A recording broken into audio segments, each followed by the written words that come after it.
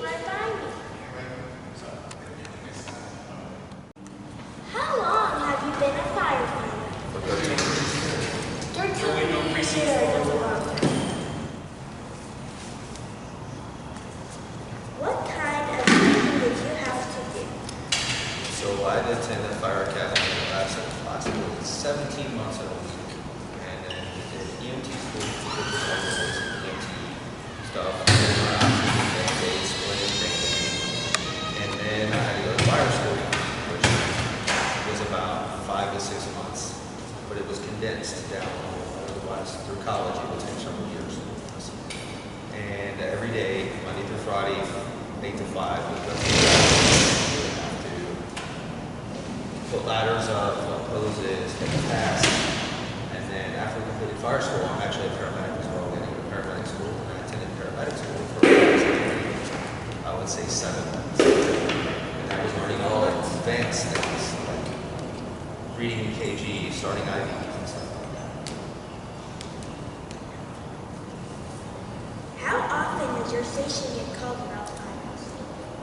So predominantly, I would say more than like 80 to 90% of calls are EMS, about 10 to 15% are fires.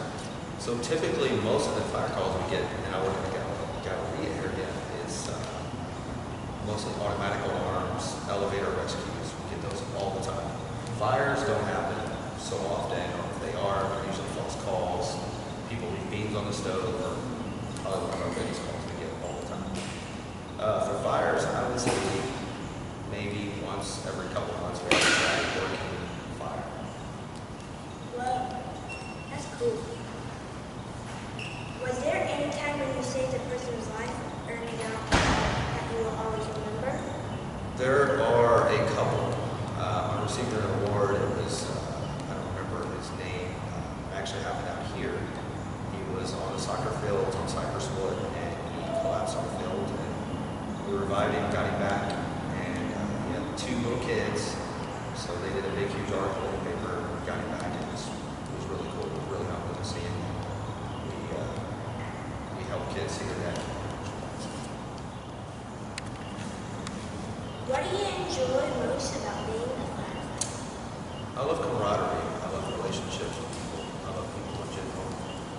I would say camaraderie is probably one of the biggest things. And the gratification of seeing help somebody is probably one of the biggest factors that makes me do what I do. It's like seeing somebody go back to their family again. It's another much better gift than that. Yeah. Why do you have to put the gear on? The reason you put the gear on is that it protects you. It don't breathe, so if you can't get heat in, you're not getting heat out. You don't breathe when you have that on? You can breathe, but your body, it won't. The gear don't breathe. It's like your shirt will breathe, where you can cool you off a little bit. That gear does not breathe. It retains heat. That gear is really hot. So it prevents fire from burning you or any smoking. Oh, So no. it's extremely hot. Do you have to do that sometimes? Yes, you do. And then if you wear it long enough, you'll usually come out. You'll need water. And if you've been in it too long, you might have to go to the hospital. Which happens all the time in the summer, especially in Houston or Houston area. That's sad. What kind of mountains did you have to scale to become a firefighter? So there were, I would say, money-wise was big. While I was in the academy, they didn't pay me a lot of money in the academy, so it was a struggle.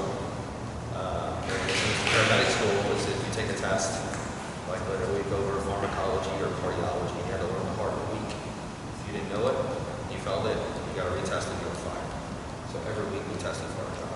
It was probably the most stressed out you'll ever be, not doing it, and be going back to work the following week. So that was pretty tough. Yeah. How can I apply some of the lessons you learned to my job? Well, some of the things I can tell you is that, A, you never give up on anybody. Push through things when you don't think you can do it.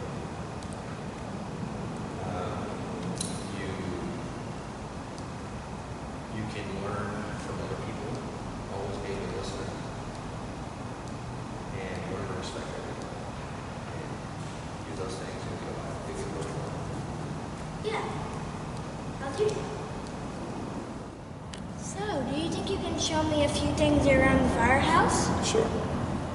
Come on, let's go. So this is two separate boats. One you will see up top. This is a rubber boat up here. This is a swift water rescue boat. So this boat is actually made to make swift water rescues.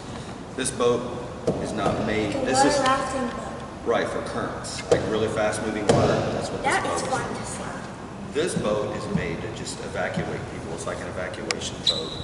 If dusty. people are just stuck in their houses and you need to get them out, when the water's not moving real fast, it's just they need to get on here to get them to higher ground. That's what this boat would be used for. Do you have to use an engine? Yes, of course you got to use the engine. Well, I mean, yes, most of the time. However, if it's not really deep and just say you have a bunch of little kids or animals that can't swim, you could actually turn the engine off and you'd have a couple guys pull the boat. These are super light.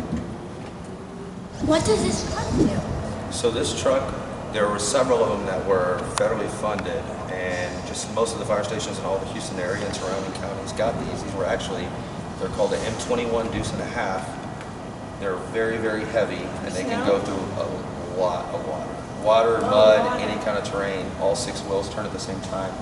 That's why these are probably about 5 feet tall before water starts coming in. They usually have a snorkel up top, so they can go through anything that's not over top of the snorkel. So Breathe up there? if there's a snorkel up there, they can go through. This one don't have a snorkel, but it can go. That does over there. So it can go through probably 10 foot of water, 8 to 10. Do people like use these? Yes, Do this they is. just use them? Yes, so I was actually on one during Harvey, and we rescued people in this Wait, do people like use them? that were trapped in the house. Did they This is also known as an engine or a pumper, and what this does is has a pump on it. That's why it's known as a pumper, and this supplies water to a Why fire. is it like a car seat thing? Well, it's like a car seat because they put the air packs on when they're going to the fire. So when they get there, they don't got to put it on. They can put it on they can put on their seatbelt and still put the straps on like a backpack. And they go to a fire, and if you're trapped inside, the quicker every second counts. They got a computer up here to make sure they know where they're going. It tells you where you're going, any call information that's updated. You got those up there, communication, so everybody can talk on the headsets in here. That way you can hear, because it gets very loud, especially with lights and sirens and all that. It gets really, really loud. It's weird being in this fire truck. Yeah. It's hot in here too. Yes. Imagine no AC in the fire truck. It'd be horrible. I would seriously pass out. It can happen. Has anybody ever passed out? We've had some firemen, even with AC working, after making a fire, they almost pass out because you're so dehydrated. Because being in a fire, within like 10 minutes, you're completely drenched because you're geared over. It's like being in a sauna with 3 coats on. That makes me kind of sick. That's what it's like. So yeah, so this is the sauna. This is what you go into after a fire. You go work out in. They found that cancer, after we make fires, it gets into our pores. The toxins just sit in there, and then they realized with technology and upcoming things that we need to sweat out the toxins. This is a really cool fire station, and they're eating dinner right now, and I'm sitting here. Hi. In 5 years to Watch for the credits where I included some great links of Darren helping with Hurricane Harvey. Well, this wraps up our Jillian's Cat